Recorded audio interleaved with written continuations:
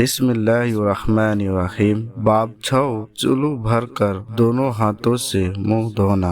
حدیث نمبر 115۔ ابن عباس رضی اللہ تعالیٰ عنہ سے روایت ہے، انہوں نے وضو کیا اور اپنا منہ دھویا، اس طرح کہ پانی کا ایک چلو لے کر اس سے کلی کی اور ناک میں پانی ڈالا، پھر ایک اور چلو پانی لیا، ہاتھ ملا کر اس سے منہ دھویا، پھر ایک چلی پانی سے اپنا دایاں ہاتھ دھویا، پھر ایک اور چلو پانی لیا اور اس سے اپنا بایاں ہاتھ دھویا، پھر اپنے سر کا مسح کیا، اس کے بعد ایک چلی پانی اپنے دائیں پاؤں پر ڈالا اور اس سے دھو لیا، پھر دوسرا چلی پانی لے کر اپنا بایاں پاؤں دھویا۔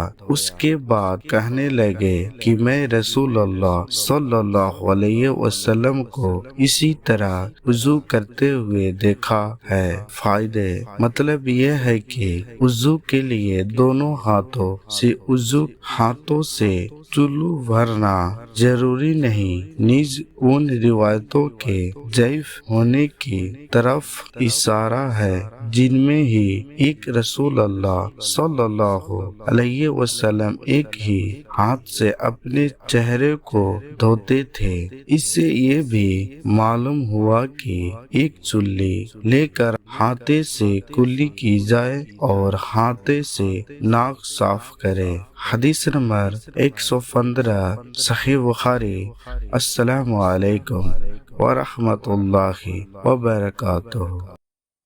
اللهم صل على محمد وعلى آل محمد كما صليت على إبراهيم وعلى آل إبراهيم إنك حميد مجيد۔